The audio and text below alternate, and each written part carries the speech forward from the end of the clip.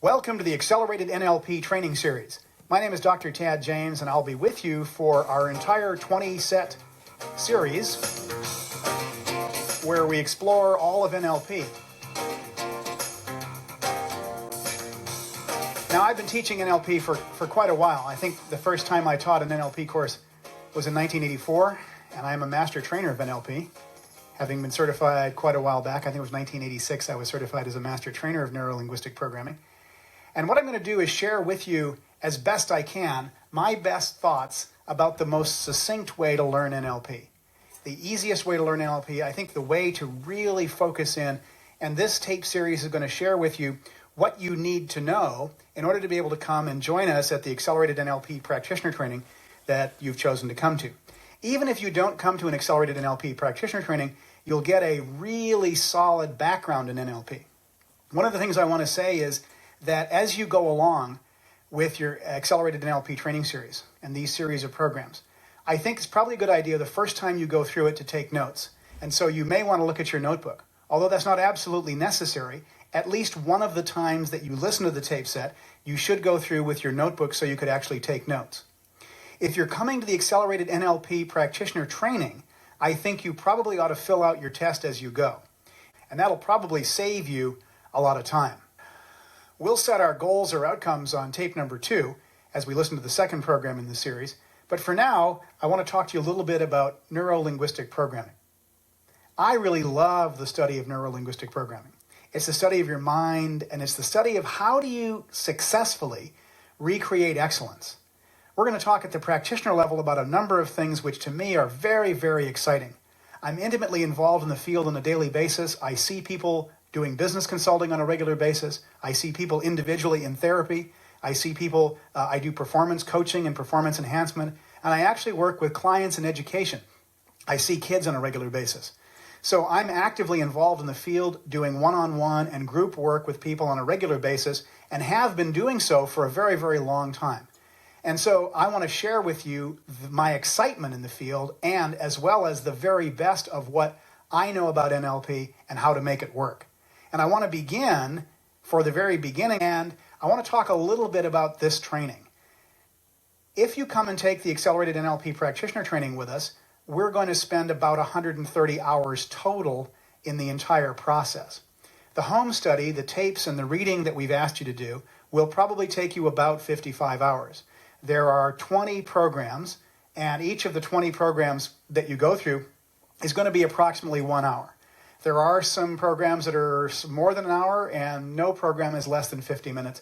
So the average will be just about 1 hour per program that you listen to. We're going to ask you to listen to those twice before you come, 3 times if possible, and also to do the reading material. As you fill out your test, we expect that'll take an extra 10 hours or so. Then the live training itself is going to take about between 50 and 55 hours, and the homework during the training will take another 14 hours. So we expect that this training, if you come and take our Accelerated NLP Practitioner Training, will be about 130 hours of NLP training. At the same time, we're going to train you in hypnotherapy and also in timeline therapy. And if you come and take both of those trainings, the training in hypnotherapy and the training in timeline therapy, I think what you'll discover is that you have a really, really good background in all of that. This tape set does not include any information on hypnotherapy and only minimal information on timeline therapy. Because what we really want to do is concentrate on neuro-linguistic programming, on NLP, and exactly how NLP works. Now, before we get to that, and we are going to talk about that in our second program, I want to talk about some themes, and they're on slide number 3, on page number 1 of the slide section. Themes I want to talk about now are empowerment. I want to talk a little bit about reasons versus results in your life. I want to talk about perception as projection. I want to tell you why I'm so excited about this field and why it has so much potential for the new millennium and for the future. And I also want to talk about the responsibility of change. And I want to do all of that on this program. So let's get started. The very first question I think that you need to ask yourself, and I think actually your clients will also need to ask themselves, is just exactly which side of the cause and effect equation are you on? Now, I see a lot of people. And I know that perhaps if you're already doing work with clients, you see a lot of people. If you're doing business consulting, if you're doing educational consulting, or if you're doing therapy on an individual basis or in groups, one of the major things that you probably deal with on a regular basis is this issue of cause and effect. And I think the question is, which side of the cause and effect equation are you on? Which side of the cause and effect equation is the client on? Now, there's two sides, and this little equation here says, on slide number 4, says a cause causes a certain effect. And that caret there means simply that the cause causes a certain effect. Now, if you're on the cause side of the equation, of course, you're on the side of the equation where you say, yes, I create all the effects that happen in my life. I create all the effects that happen in my world. I'm responsible, and I don't mean that in a bad way. I'm responsible for everything I create in a joyous, exciting, loving way. Now, here's the other side of the equation. If I'm on the effect side of the equation, if I'm over there where the E is, which, by the way, is not a comfortable side. By the way, it's also the side that most people in the world are on at this point. But it's not a popular side to be on the cause side. It is a popular side to be on the effect side. So if I'm on the effect side of the equation, what I'm saying is, yes, everything that happens to me, someone else did. Everything that happens to me, I didn't do it myself. Someone else did it to me. And I think that this particular notion is going to be very, very useful when you're working with a client or when you're listening to someone else. I think in our field, Richard Bandler says, who's driving the bus? And I think this is really a good question. Who's in charge of the results you produce? Now think about this for just a minute. If you're on the cause side of the equation, then if you look at slide number 5, you're the one who's going to produce results. If you look at the effect side of the equation and you're on the effect side of the equation, you'll have lots of reasons why you didn't get what you wanted. Now, I don't know if you've thought about this, but the reason side of life is not really the best side to be on. It's not the most empowering side to be on for sure. And I want you to know that in a number of years, no matter how many years it is, it will not be the most satisfying side to be on. But the fact is, it's the most prevalent side. It's the side that most of society is on. In fact, I think the great American philosopher Bart Simpson summed it up the best when he said, nobody saw me do it. I didn't do it. Nobody saw me do it. You can't prove anything. Or maybe that was, I think maybe that was one of our presidents along the way. Never mind. Anyway, the effect side of the equation is a side of the equation that we like to be on in most of our societies, whatever part of the world you're from, especially if you're from the U.S.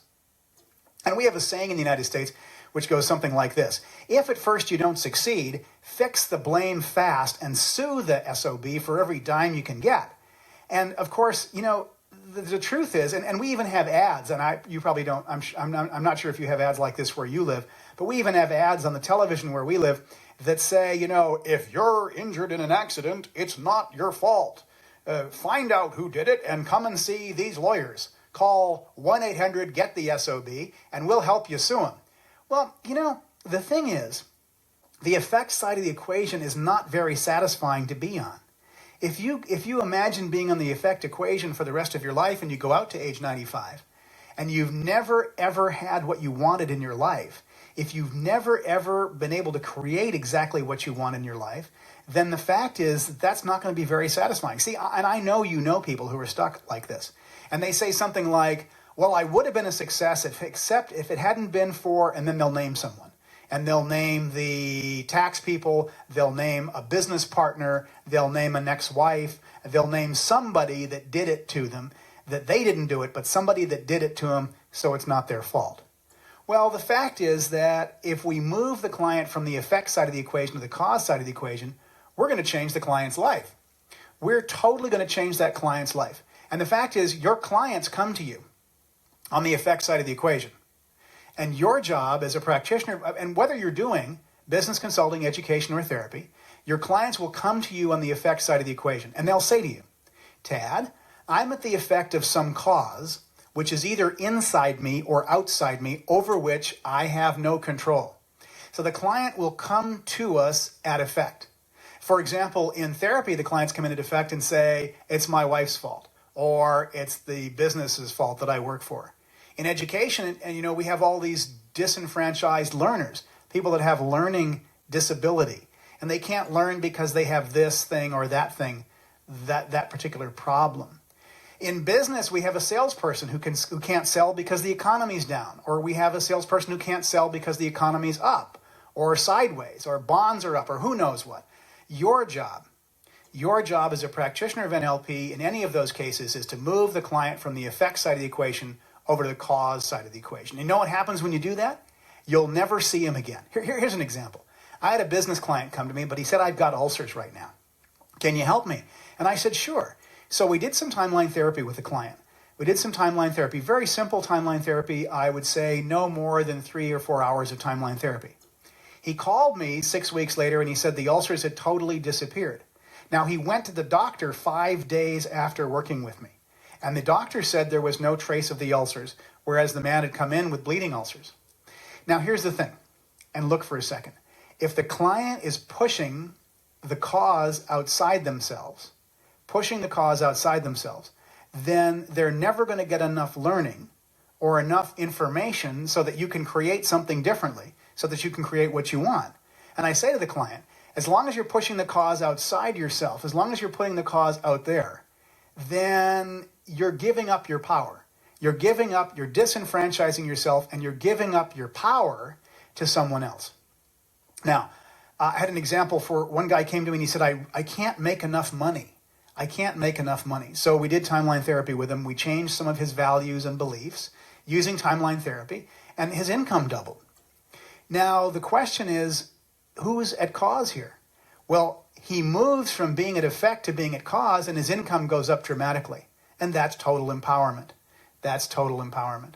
So I don't really know, by the way, if we create all the bad things that happen to us consciously. But I do know, and I do believe, that the sum total of all of our conscious plus our unconscious choices led us to where we are today. So I think as you begin the practitioner training, and I think this is a good question for all of the clients that you see, I think as you begin the practitioner training, I think you need to ask yourself, am I on the cause side of the equation or the effect side of the equation? Now you see the arrow that we've drawn on slide number 4 and slide number 5. I think that you should retrace that arrow with your pen, giving your unconscious mind, or even put one above, to give your unconscious mind the signal, the sign, the message that you want to be on the cause side of the equation. Now see, in life, either you have results or you have reasons why you didn't get what you want. And quite frankly, one of the things I learned when I was in business consulting and when I owned my own businesses along the way is that you can't take reasons to the bank. I remember one time we owned a radio station and the economy was particularly bad. And we had, our sales were down. And we went to the bank and we said, well, the economy's bad. And the bank said, we don't care. Now, they were caring people, I'm sure. But the fact is that regardless of whatever reasons we had, what they were looking for was results. Now, if you have reasons in your life, then by all means, you will get people around you who will support you. And they call those support groups. And the fact is that people get together in groups like that. And they say to other people, I'm going to take care of you. And so people who are angry get together in anger groups and they do Gestalt therapy or something like that. And people who are sad get together in sadness groups and maybe they do inner child work. And people who are fearful get together in phobia groups. And maybe people who are guilty get together in, well, you know where they go. And they all get together in different groups. And you'll get a lot of support about how you can't change. But the fact is that neuro-linguistic programming and timeline therapy, about which we're going to talk a little bit here during this series, is about moving yourself from the effect side of the equation to the cause side of the equation. It's about moving you from the effect side to the cause side, and about actually changing the internal representations that occur, changing those things that happen to you so that they are of your creation. Now again, I'm not saying that you created all the horrible bad things that happened to you. What I am saying is that the sum total of all of your choices, both conscious and unconscious choices, have led you to where you are today. And that's the minute you accept that and then move to the cause side of the equation saying, okay, I chose this, I created this, even though it was unconscious, now I'm done with it. I've really had enough of it, and I want to move on. And so that's what we're talking about. What we're talking about is then embracing the situation such that you can get the learnings, because the learnings are the key here.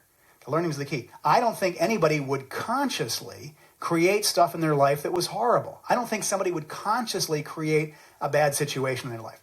I don't think somebody would consciously create a situation where the government would come after them or people would, do bad things to them. But I honestly do think that we put ourselves in the situations we are by our conscious plus our unconscious choices.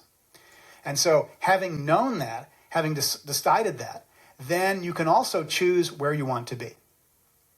Okay, now let's turn the page and look at the slide, page number 2, and we're going to look at slide number 7, which essentially says that perception is projection. And I want to talk a little bit about this issue too. You might also want to refer to page number 7, which is the NLP communication model. And what the NLP communication model says here is that an external event comes inside our neurology and our filters that we have, delete, distort, and generalize that.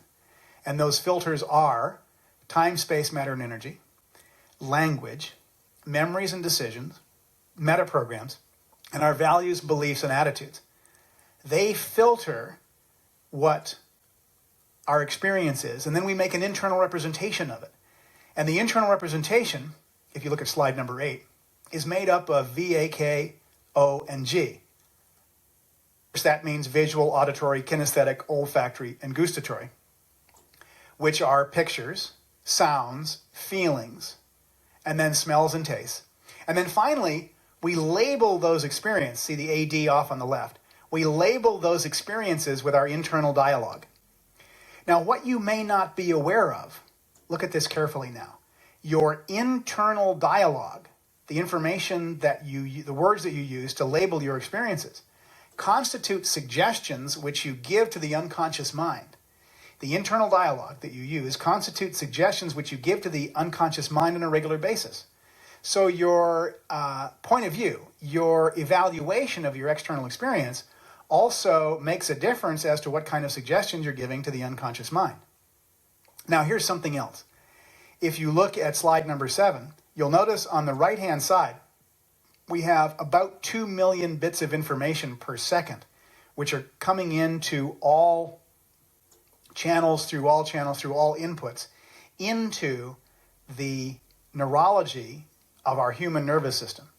So we get about 2 million bits of information per second, and the human brain on the left-hand side is capable of handling about 134 bits per second. This is according to the Hungarian biologist Mihaly Csikszentmihalyi in the book Flow. Now, Csikszentmihalyi says that the brain is capable of handling about 134 bits per second, yet we're bombarded by an amazing 2 million or more bits per second of information. Now, I didn't really gather how much this was until I took a look at it with an analogy of toothpicks. So imagine in your right hand that somebody is handing you a toothpick, and you hold it, and then they hand you another one. And let's just say for a moment that they're handing you 134 toothpicks. Now and you can imagine holding those in your right hand, right? Sure you can. Now imagine that they're handing you 134 toothpicks per second. So you can grab 134 toothpicks per second, and you can hold them in your right hand. But now imagine that they're handing you 2 million toothpicks per second. I can't even fathom that. And imagine of those 2 million toothpicks, you have to grab 134 of those toothpicks and put them into your other hand. So of the 2 million bits of information per second that we receive through all of our channels, only about 134 of them are capable of being processed by the brain. Now, the brain is an information processing unit. It processes the information that comes in. It takes the information and makes it into an internal representation. And the internal representation, as we mentioned, is made up of V, A, K, O, G, and A, D. Now, in order to handle the 134 bits per second of information, you'll see underneath the 134 BPS, it says that there are 7 plus or minus 2 chunks of information. So we tend to take that 134 bits of information and we tend to group it or chunk it. And that's what the word chunk means, by the way. It means just simply a group of information. It's a chunk of information. We tend to group that into 7 plus or minus 2 chunks of information. And essentially, we tend to group it then in manageable levels of information. 7 is a very magic number for the human nervous system. Most people can't remember more than 7 of any product category, for example. This is a known fact in marketing. And so the top 7 brands in marketing, most people can't remember any more beyond that. Most people actually can remember 1 or 2. And so the 7 plus or minus 2 chunks are simply groups of information that we can handle consciously. Now, the reason why perception is projection, if you can imagine this, is that the perceptions that we hold are deleted, distorted, and generalized very greatly from the 2 million bits of information per second all the way down to 134, and then some of those 134 are grouped into 7 plus or minus 2 chunks of information. So we tend to leave out a lot of information. James Glick in the book Chaos originally said, and this was written quite a while back now, Glick in the book Chaos said that the human nervous system cannot attend to things which are outside the realm of its experience. And he essentially said the universe is probably a lot more chaotic than we think it is, but that the human nervous system is designed to impose order upon the chaos. To put it another way, from an NLP point of view, the human nervous system is designed to recognize patterns that exist among the content of the information. Okay, now let's go back to why perception is projection. Think about this. You're leaving out so much information from what you see, hear, and feel, taste and smell, and the self-talk. You're leaving out so much information that it's not even possible for you to fully attend to every bit of information that comes to you. So perception as projection is really a fact. It's not possible for you to attend to anything that you're not capable of attending to. And so we leave out a lot of information. You can actually tell how you're doing with regards to the cause and effect by looking at the people around you. And I'm not the first person to point this out. Carl Jung, I think, summed it up very nicely. He said, what we tend to do is we tend to marry our unconscious mind and then project out onto her all of our unresolved stuff. And of course, there are people in your life, and the way we project onto people is we project onto total strangers, and we say, and I'm sure, by the way, when we say perception is projection, there are some people, of course, that you can accept this as being possible. There are people you can certainly accept, well, I can accept that person, Tad, yes, and I can accept that person, yes, I can accept that person, Tad, and I can accept that person, but this other person, no way that's me. And of course, the fact is that that is the person that is most likely you. And so what we do is we leave out information. What Jung said, he said something very telling. He said, the information which is most unconscious in us, we by need must project it out onto someone around us. We must by need project it out onto people and events around us. So the fact is that we really can't see anything other than who we are. Now think of this in terms of your own personal clients and in terms of your own personal beliefs. From an NLP point of view, what this means is that the better our belief system is, personally, the better results we'll get with clients. In other words, if I fully believe that a client comes to me and we can together totally transform that client, that's my belief anyway. If I have a belief in a client that client can totally transform, that client's going to get way, way better results than if I don't believe it. Now, of course, my beliefs about clients are unlimited because I've seen clients do absolutely incredible, incredible things. I've seen clients do things that just floored me in terms of their ability to transform and their ability to change. I've seen clients make absolutely phenomenal changes, heal diseases that looked absolutely terrible, to totally let go of past trauma and past psychological issues, and to totally transform themselves. And I've seen clients do this on a regular basis so often now that it's become part of my personal belief system. It's become part of my personal belief system such that I expect it now of a client. Now, here's the thing. Your client will not actualize what you do not believe to be true. Now, again, I'm not the first person to point this out. I think one of the first people to talk about it was George Estabrook in the book Hypnotism in 1943, and Andre Weitzenhofer in 1957 also talked a little bit about that. And what these two gentlemen said essentially is that your beliefs limit the effects which you can produce with your clients. Now, there's some studies on this. There was a study done in a school system where they put the kids in a school system and they told the teacher, these kids are I'm sorry, there's no special ed teacher available. These kids are quite retarded, and you'll have to struggle to keep up with them. And the teacher did the best she could, and they all got C's and D's. Then the next semester, they took the same group of kids and put them into another classroom with another teacher.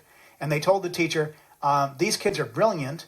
You're going to have to struggle to keep up with them. They're so brilliant, and we don't have a special ed teacher available for them, so you'll just have to do the best you can. And the second semester, they all got A's and B's. So the belief that the teacher had projected onto the students that she worked with caused the students to perform differently. Now, this is especially true in NLP, it's especially true in timeline therapy, and it's especially true in hypnosis. One of the reasons I think why it would be a good idea for you to come and take the Accelerated NLP Practitioner Training, if you weren't thinking of it already, is because at that point we can really transform your beliefs, and you can have an experience of every single one of the techniques that we're going to cover during this series of programs, that you can have an experience of each one of those techniques working. And that's really important. My job during a training and on this tape set is to transform your beliefs. And you see, I'm so convinced that this absolutely works, but you need to be convinced. Your clients will need to have that belief installed in you, because if it is, then you'll get tremendous results. If it isn't, then you probably got to refer your clients out. In fact, I believe if you can't look at a client, whether you're doing business consulting or whether you're doing educational consulting or whether you're doing therapy, if you can't look across at a client and really see that client as a being of light and really say to yourself, this client's magnificent, I know they can change, there's only a little bit we need to do, and this person's going to totally get it and they'll be totally great. If you can't look across at your client and see them as a being of light and see that transformation occurring, you probably ought to refer them out to someone else. Because your beliefs will limit them. Your beliefs will also empower them. And I think it was Weizenhofer who said, the client in hypnosis possesses an almost uncanny capability, as if to be able to read the hypnotherapist's mind. Whoa. Now, obviously, the client really can't read the hypnotherapist's mind, but your congruency. Now, think about this for a moment. Your congruency in speaking the words that you speak, your tone of voice, your certainty in terms of the producing of the results, is going to make a difference as to whether or not the clients will produce the results that you do. And here's the thing. We've learned this over the years, that perception is projection. And I don't know, if you've done telephone sales, you probably have experienced this before. In fact, that's why telephone salespeople are so good, or they get out of the business. Telephone sales is really a unique system, because what it does is it totally puts you up against your own stuff. In fact, one time I ran a phone room, and one of our best salesperson was a guy named Jake. And Jake was really a good guy. And Jake, I think, weighed about 260, 300 pounds. And Jake would come in the morning, and most mornings Jake would come in and hop on the phones. But one morning Jake came in, and I walked up to the phone room, and Jake was just sitting there, staring at the wall. And he got up and walked around a little bit. And finally I said, Jake, what's up? And he said, boss, he said, my head's not in the right place. And I said, yeah, but all you got to do is get on the phone and make sales. You always make sales. He said, nope, I always make sure my head's in the right place. Now, this was before NLP, and we didn't know what Jake was doing. We all thought, oh, Jake's a little crazy, but boy, the guy can sure make sales. But what Jake did was Jake made sure that his head was in the right place, meaning that he made sure that he had in his own internal thinking a positive attitude, that he had a positive internal representation of the outcome, that his pictures that he was holding in his mind were positive, that the state that he was in was a state of excellence, a physiology of excellence, to where he totally believed that he could do it. And he was totally congruent. And then when he got on the phone, his behavior would reflect that. Jake changed the thinking inside himself, and he changed himself on a daily basis. Because I'll tell you what, I don't think Jake did much else than that. But he was sure good on the phones. He was really, really good on the phones. And the fact is that Jake really produced results, because he learned one of the first things that a telephone salesperson has to learn. And what a telephone salesperson has to learn is that it's all inside you. Okay, our next theme. What's our next theme? Our next theme is about neurotransmitter, if you look at slide number 9. But I have to admit something before we actually talk about this slide. I have to tell you that my mother still doesn't know what I do. Isn't that funny? And she says to me, Tad, what do you do these days? Well, I say, Mom, I'm a master trainer of neuro-linguistic programming, and I go all around the world and teach seminars and transform people. And she says, what? And I say, neuro-linguistic programming. And she goes, neuro-linguistic. And then sometimes in desperation, I say the H word. I say, well, Mom, that's almost like hypnosis. And then a flicker of recognition comes over her mind and she says, hypnosis. Well, that's just in your mind, isn't it? Well, the fact is, if someone says that all that mind stuff is just in your mind, you can thank them. This is big news for those of us in NLP. This is really big news. This issue of neurotransmitter, and I want to talk about it for a moment, but I want to talk about it with my excitement of it. Because the fact is, in 1986, Deepak Chopra wrote a book called Quantum Healing. And we sort of missed it in 1986, but in 1986, Chopra said that neurotransmitter touches every single cell in the human body. Now, that was exciting. In fact, Chopra in 1986 said the immune system constantly eavesdrops on your internal dialogue because of the ability of the neurotransmitter to affect every single cell in the body. Now, I'm excited about that because you have to understand that this is the mind-body connection. So let me explain to you how a neuron works. And this is just a real simple, simplistic sort of diagram of a neuron. And we tried to simplify it to make it really easy to understand. If you look at the diagram of the neuron on slide number 9, the information begins on the left-hand side where it says information electric. And the information in that sine wave, that wave, sort of comes down the left neuron, going up and down like that along the left neuron. And then it hits the synaptic gap. And those little dots between the synaptic gap that you can see there are neurotransmitter. Now, the neurotransmitter then go across the synaptic gap, and when the other neurotransmitter hits the edge of the synaptic gap and is picked up by the uptake molecules on the other side, then there's another wave of electricity that comes up the other side and goes up the other neuron. Now, when they first discovered neurons, they thought they were just in the brain, and in 1957, a guy named Penfield drilled a hole in a woman's head. He was probing her brain with an electrode, and he attempted to find out if he could cure her epilepsy, in fact. But he also found out the seat of memory because he touched one of her neurons, or he thought he had found the seat of memory because he touched one of her neurons, and in the spark that went across the synaptic gap, he found that she remembered everything from a birthday party when she was age 2. And this was written up in the Penfield study in 1957. In 1957, Penfield discovered that this woman remembered everything from a birthday party when she was 2. She could remember the smell of the birthday cake, the feel of the crinoline in her dress, her parents. She could see her parents the way they looked when she was 2, and all of her friends when she was 2. She had a very, very clear memory of that birthday party, a very, very clear, succinct memory, totally of the birthday party. And so in 1957, Penfield postulated that everything that happens to you is stored in your brain. Well, then the rat doctors got busy, and the rat doctors began to cut up rats. And as they cut up the rats, they were taking out portions of the rat's brain. But what they found was, even if they took out the entire brain, but not the brainstem, that the rat could still run the maze. And so they postulated in 1960, actually Carl Pribram at Stanford University postulated in 1960 that memory is stored holographically throughout the body. Now, so this neurotransmitter that generally now goes between every single cell, every single synaptic gap on every single neuron in the body, now is found to be roaming through and being able to touch every single cell in your body. The fact is that this is the mind-body connection. The issue of neurotransmitter is where the mind affects the body. So no longer is it necessary to say, well, that's just in your mind.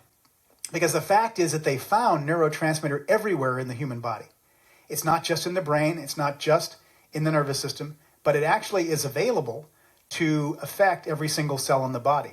And that means whether you're awake or asleep, whether you're happy or sad, whether you're present listening to me or whether you're daydreaming, whether you're driving a car or looking around or actually not doing anything, everything that goes on in your mind is capable of being transmitted at any moment to the cells and to every single cell in your body. Now that's interesting. That's really, really interesting. Because what it means is that this is the mind-body connection. And when science wakes up to the fact that this is the mind-body connection, when medicine totally realizes that the mind-body connection exists here, we're going to have so many people coming to take NLP trainings and hypnosis trainings and timeline therapy trainings, it isn't even going to be funny. In fact, we're going to need lots more trainers to take care of that. So the issue of neurotransmitters is very exciting to me. And what it says is that every single cell in your body is continually being affected by the neurotransmitter that is between the synaptic gap and also that now roams free and is able to touch every single cell in the body. So that notion of neurotransmitter is very, very, very important because what it does is it gives us the mind-body connection. Okay, let's talk about whose responsibility is it for change. And I think this is also an important issue in neuro-linguistic programming as well as hypnosis. And I don't know if you know this, but I'm intimately involved with the American Board of Hypnotherapy. I'm the executive director, and I attend the convention every February, which is held in Costa Mesa, California generally, which is in Orange County, just south of Los Angeles. And each year, I think it's now my karma or something to run into an old-time hypnotherapist. And these guys come up to me and they go, "Ted?" I go, "Yes, sir." And they go, "I can't be hypnotized." And I go, "Really?" In my mind, I say, "Poor thing." Think about it for just a minute. Let's look at slide number 10. If I were to say to you, close the eyes and relax the muscles around the eyes so they're so relaxed you can't relax them anymore, and then holding on to the relaxation, test them and make sure you can't open them. Now, I'm not saying that. But if I were to, and by the way, if you're driving, be very careful about this section here. So I'm not saying this, but listen. If I were to say to you, close the eyes, who would have to close the eyes? Well, you would, of course. And if I were to say, relax the muscles around the eyes, who would do that? Right, you would. And so they're so relaxed you can't relax them anymore. Who would do that? Yes, you would. And who'd hold on to the relaxation? Again, you would. And then you test them to make sure you couldn't open them, right? Right. Now, let's just say that I said all of that. Whose responsibility is it to do it? It's yours, of course. So the fact is that if you say you can't be hypnotized, that's essentially saying, and this is funny, that's essentially saying that you can't follow directions. Now just imagine if I were to walk up into a business setting and I were to walk into a business and I would say to the business owner, "Hi, I'm Tad James, and by the way, I'd like to work for you for a while, and by the way, I can't follow instructions." Do you think I'd get hired? Probably not. So the fact is that hypnosis, and NLP for that matter, is really about following directions. For example, if we're going to do a swish pattern, and I'm going to say to you, okay, now take the present state and have it be big and bright on the screen and have the desired state in the lower left-hand corner. And in a moment, I'm going to have it explode big and bright so it covers up the present state and the desired state becomes full and bright and explodes on the whole screen so you can see it clearly and have it just come up like this. Whoosh. Now, who does that? Well, of course, the person who does that is the client, of course. The client has to follow instructions in timeline therapy. The client has to follow the instructions in neuro-linguistic programming. So the fact is the client is the one that actually has to follow instructions. Although we want to change our internal representations, and we want to change our internal representations so that we project onto our clients total success, I also want you to remember that your client is the one that needs to create the change himself or herself in the process of doing neuro-linguistic programming or timeline therapy or hypnosis for that matter. In fact, let's, just between you and me, let's jump over to slide number 12. Let's together reinvent NLP. Why don't we, huh? Let's reinvent NLP together. Let's talk about this for just a second. I think if you think that NLP is a do-with process, that it's going to produce much better results than if you think it's a do-to process.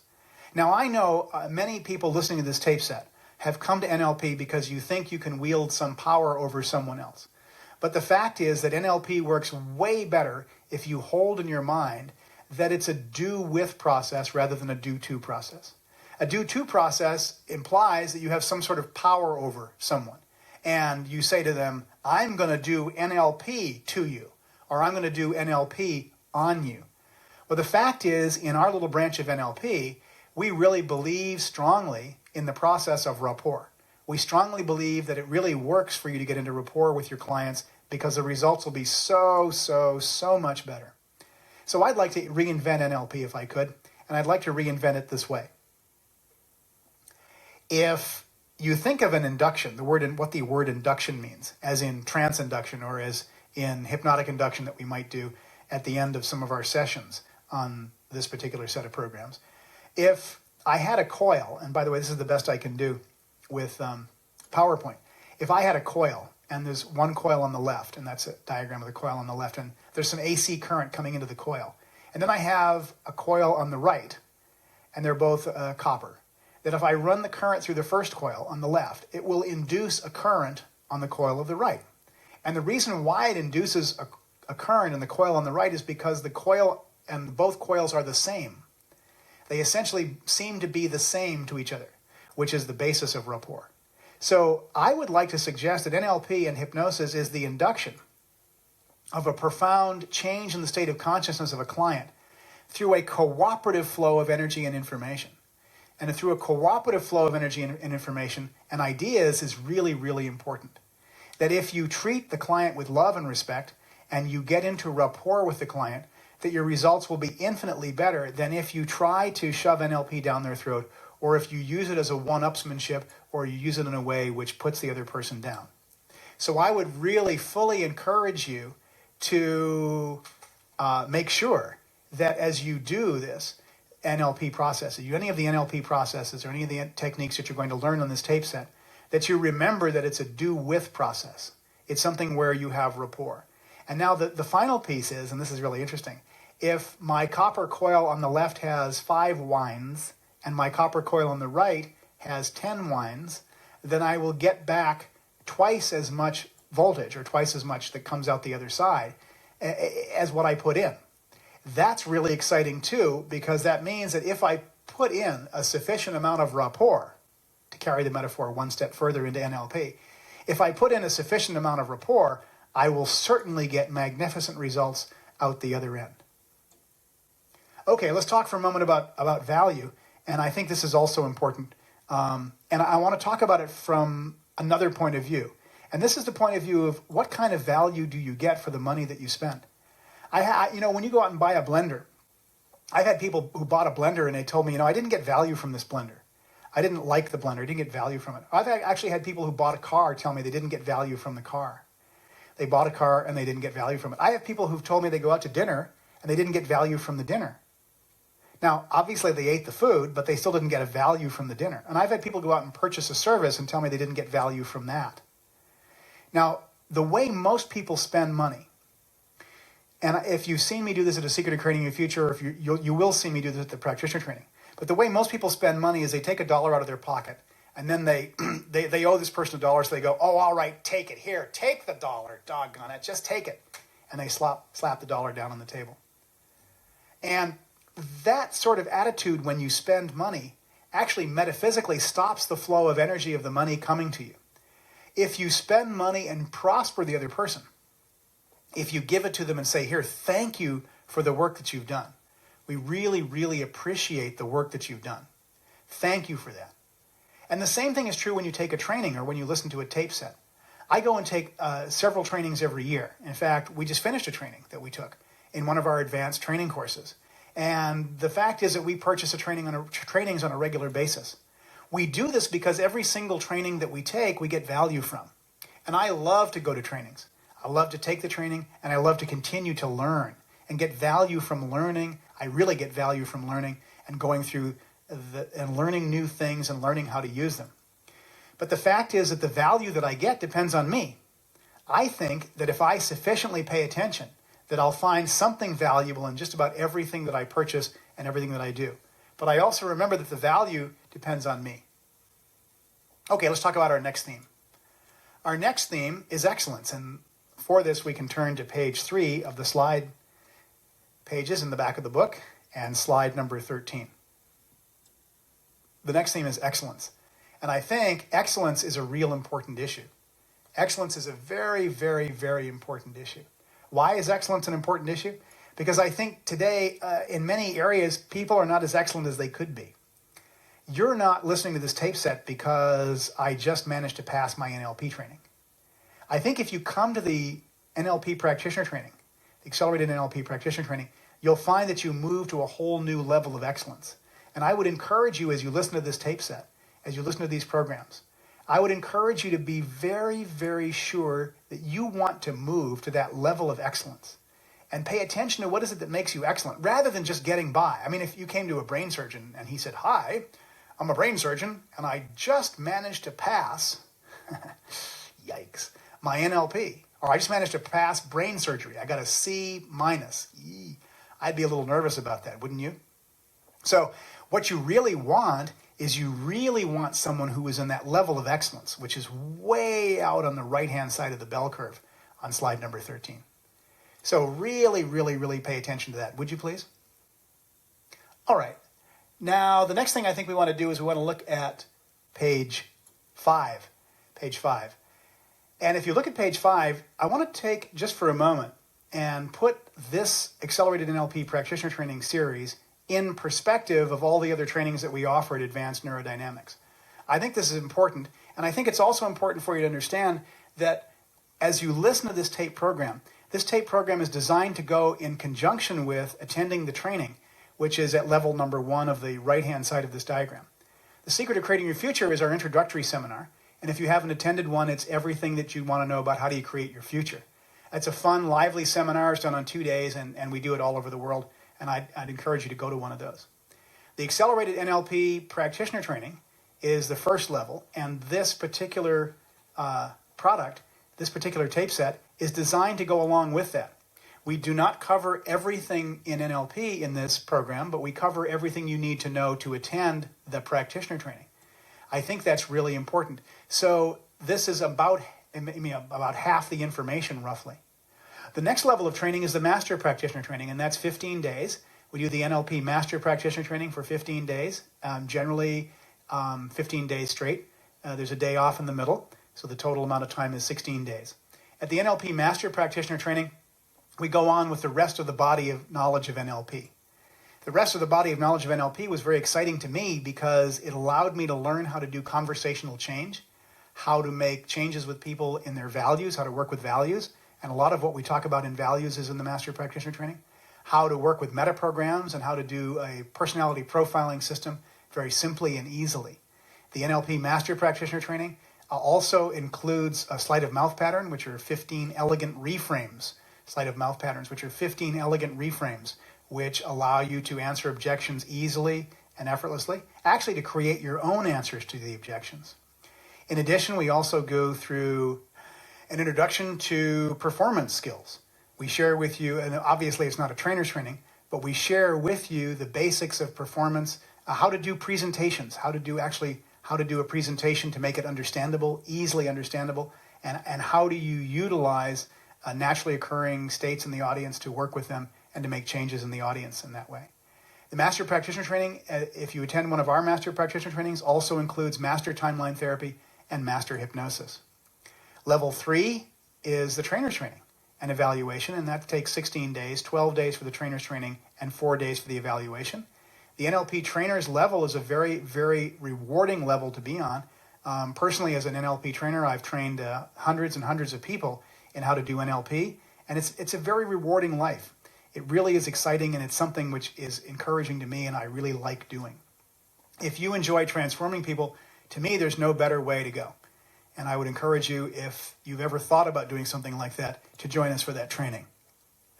Part of learning is assisting, and we also have a very lively assistance program at Advanced Neurodynamics, where you can actually come back and assist at any one of our trainings and learn the whole training from a deeper level.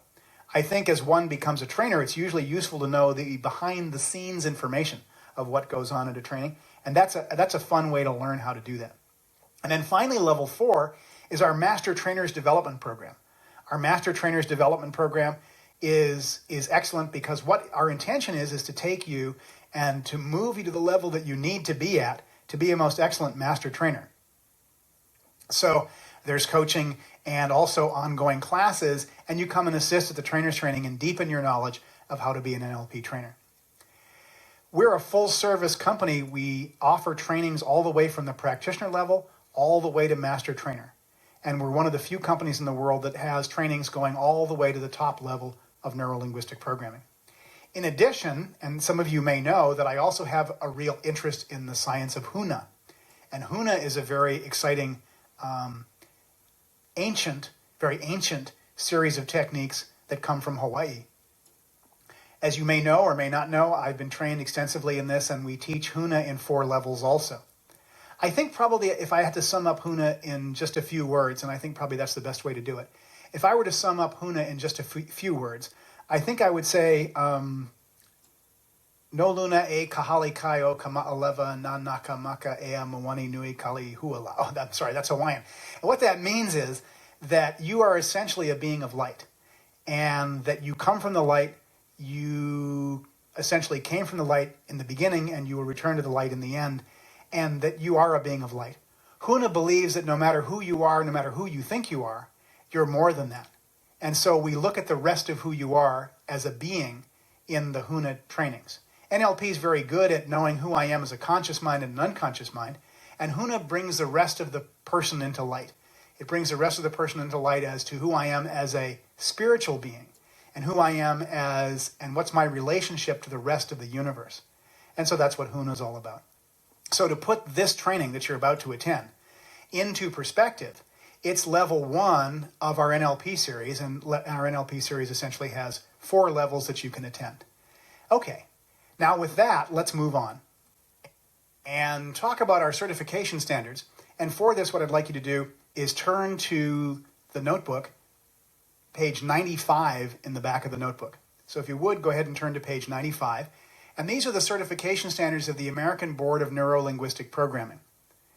The American Board of Neuro-Linguistic Programming is currently the only membership body in the United States for neuro-linguistic programming for anyone who's been trained by anyone to join and become a member. And our training is approved by the American Board of Neuro-Linguistic Programming, and we certify through them. So the National Board of NLP, the American Board of NLP, at the practitioner level, which is on page 95, requires a minimum of 120 hours of training in the basics of NLP patterns taught by a certified trainer or a certified master practitioner under the supervision of a trainer. And they require that you are able to demonstrate the ability to identify the following basic skills, techniques, patterns, and concepts of NLP, and to utilize them competently with self and others. 1, the behavioral integration of the basic presuppositions of NLP, including outcome orientation with respect for others' models of the world, distinction between the map and the territory, there is no failure, only feedback, the meaning of communication is the response you get, the adaptive intent of all behavior, everyone has the necessary resources to succeed, resistance is a signal of insufficient pacing, and the law of requisite variety. Now, what we do with each of these particular NLP presuppositions is we suggest that you take a look at them, that you, in essence, accept them, and that you adopt them as useful beliefs that you have while you're doing NLP. If you choose to come to the practitioner training, it's not so much that we actually look for them, as we may notice their absence. So if they're not present, or if you don't have that particular belief, we may simply ask you to adopt it. Number 2, the ability to establish and maintain rapport. And all of the techniques that we're talking about now, from number 2, 3, 4, 5, and 6, all the way through number 22 in the NLP practitioner level, are covered adequately at the practitioner training that you're going to attend. So we'll learn how to establish rapport. You need to learn how to do pacing and leading, which are 2 techniques of rapport. You need to do calibration to be able to look at a person and notice what you're getting, whether or not you're getting the kind of results you want or the kind of results you don't want. And that's calibration. And also to be able to describe what you see in sensory-based language, which is, well, I saw her lip turn upward, rather than saying she smiled. Number 5, representational systems, predicates and accessing cues. Number 6, the meta model. And number 7, the Milton model. Number 8, elicitation of well-formed ecological outcomes and structures of the present state. Number 9, overlap and translation. Number 10 is metaphor creation. How do you create a metaphor? and we'll cover that. Number 11, frames, the contrast frame, the relevancy frame, as-if frame, backtracking. Number 12, anchoring, either in visual, auditory, or kinesthetic. Number 13, and anchoring techniques which are contextualized to the field of application.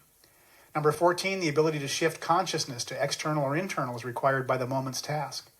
Number 16, dissociation and association. Number 16, chunking. Number 17, submodalities. Number 18, verbal and nonverbal elicitation of responses. Number 19, the accessing and building of resources. Number 20, reframing. Number 21, strategies, detection, elicitation, utilization, and installation. And number 22, demonstration of behavioral flexibility. Actually, in future tapes, we're going to cover each one of those. In fact, let's talk about what we'll be covering in each of the future tapes. And because these are really exciting tapes. I've already created them, and I'm really excited about what you're about to get to. So let's talk about them. In the next tape, which is tape number 2, we're going to look at how do you set goals and what are the principles for success. How do you set goals to create them working for you? How do you set goals so that they actually produce the kind of results that you want them to produce? The next is in program number 3, we'll look at the presuppositions of NLP and the prime directives of the unconscious mind, both of which are very, very important in terms of producing results, and they provide a really solid belief system or a solid belief basis for you as you go through and do your NLP.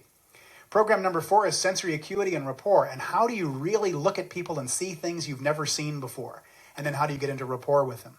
Program number 5 includes rep systems and predicates, a lot about matching and mirroring and being able to deepen that rapport, the capability of rapport that you've just learned.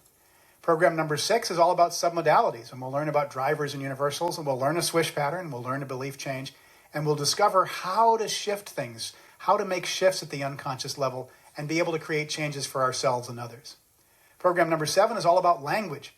We'll begin our language and talk about presuppositions, and how do you presuppose, or how do you assume things in the sentences that you're using to create the kinds of change you want.